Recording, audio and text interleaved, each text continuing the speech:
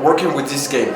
I feel pretty good about it. I think that we set a very high bar in terms of the game itself, the characters that we wanted to introduce, the narrative structure itself, really going non-linear with the entire approach, putting more power in the players' hands to play the game that they want to play.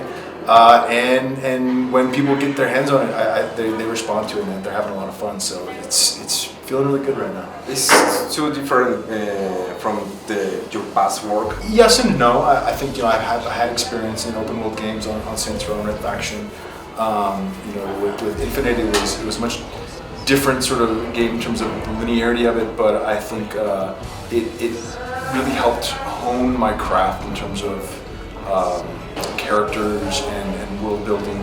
Learned a lot from Canon Network International. So I think it's you sort of take everything you've learned in the past and you try and just keep getting better with every sort of crack at it that you get. And I think overall. I think you played the past video games of Far Cry. Mm-hmm. Can you tell us the main difference between this one and the past ones? Yeah, I think that again, the desire was to put more control into the players' hands. So empowering them to explore, empowering them to play the game the way that they wanted. We did things.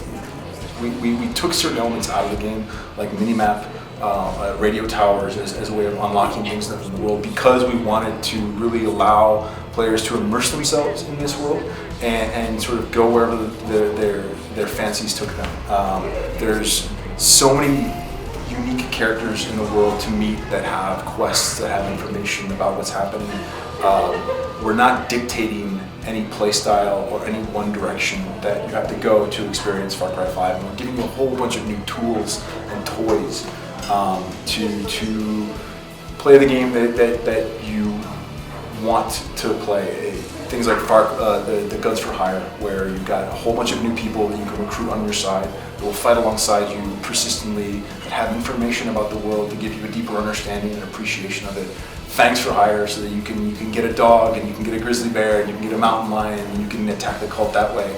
And Friends for Hire as well, so you can play the entire campaign in co-op with a friend and alongside things like new airplanes and helicopters and American muscle cars, and so that it just feels, for us, I think it kind of feels like the pinnacle of what a Far Cry could be.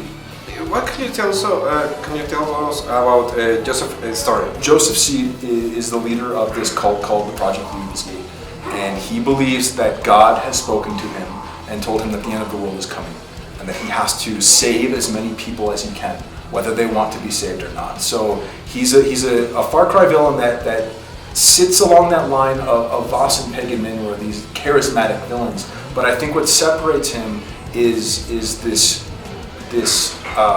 goal of his, this need to protect people. In his own warped mind, I think he views himself as a hero. He's trying to do good, but as we can see, he's inflicting all this pain and punishment on the people of Hope County that aren't sort of acquiescing to what he wants. What were some influence about the reason for including cult religions or fanatics in Far Cry 5? So I think you sort of have to step all the way back to the idea of putting the game in Montana itself, because there was a desire from the team to set a Far Cry in the United States, but it wasn't quite clear where that could be. And when someone threw out the idea of Montana and we sent a team there to sort of do a scouting trip, it immediately felt very, very Far Cry.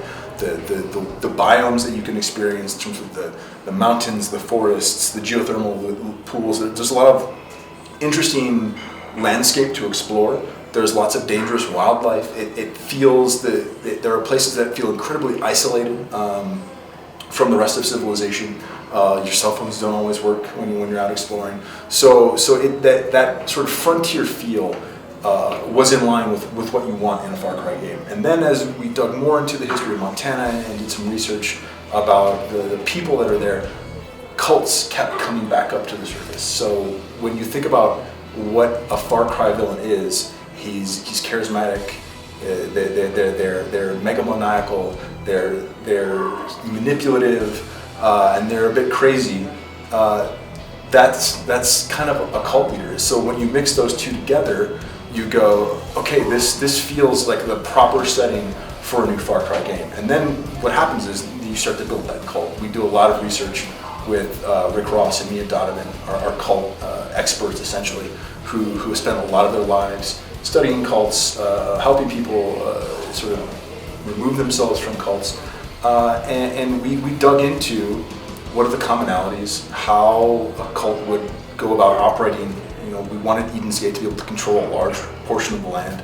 So we said, how would this happen? You know, what are the methods that have been done in the past for cults to be able to sort of close themselves off from the rest of society? So we stepped through that with them, and I think it was more about the organic building of the cult led us to what we have, where it's a man, Joseph, who is taking familiar religious iconography, twisting it to fit his own interpretation, his own message of what he's trying to lure people in to the cult with, and this message of, you know, we are on an edge, and we all feel like something bad is about to happen, which I think is something that resonates globally, and is kind of the core thesis of the game's story.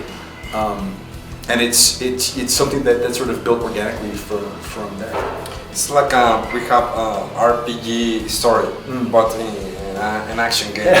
Yeah, I think, you know, the goal was to bring a lot of that depth that you sort of are used to when you look at some of those big, huge, you know, Bethesda type games, right?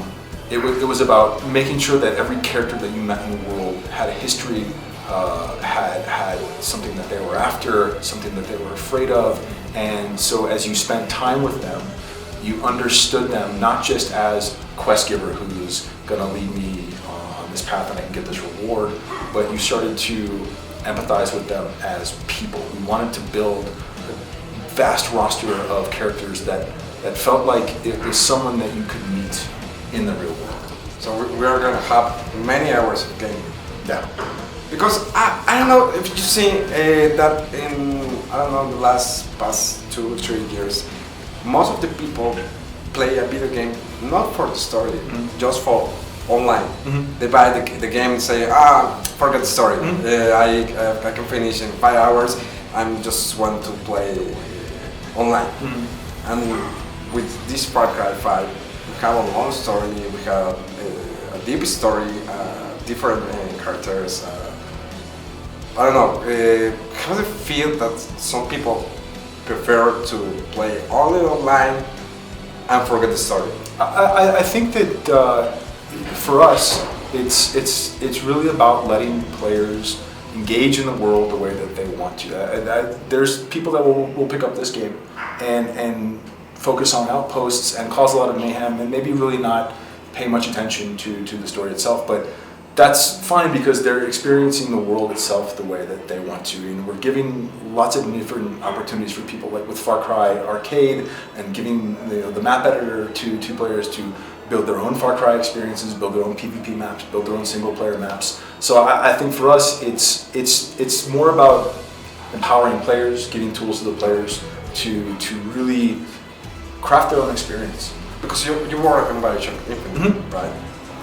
So they're gonna have something greater than the past Far Cry? Well, I think overall, yeah, I think that the experience that we're offering in terms of the number of characters that you can meet, the size of the world is the largest Far Cry world that we built. So I think that the opportunities for surprise, whether that's with a co-op partner, and again, getting into those intense firefight moments where you're not quite sure where the enemies are coming from, and then a turkey comes out of nowhere and starts attacking you, and a mountain lion, a grizzly bear, and then a cult flies over with a plane, starts dropping bombs. There's so much mayhem that can be had in this game. But I think there's also, when you spend time with the characters themselves and you sort of go off the path, I think there are moments of great humor. I think there are moments of love. There's families in this game that are just trying to sort of figure out a way to free themselves and their friends from this oppressive cult because they want to sort of build their lives. And I think that the scope at which you'll be able to sort of dip into all these different flavors and threads of story I think that it's, if you're used to playing Far Cry games, you sort of know what to expect from them. I think that there's a lot of surprises in store, because I think that there are characters and tones and things that you haven't experienced in a Far Cry game like this before. Just finish. Which was your first video game? My first video game that I played? Yeah. Oh, it was probably something on the Atari 2600, way back when. I think that the first game that I really spent a lot of time with though was probably Teenage Mutant Ninja Turtles on the NES. Way back. The first one? Oh yeah. I hit the first one. Yeah. Where you drown trying to defuse the water. bombs. Yeah. Thanks for your time. Of course, thanks.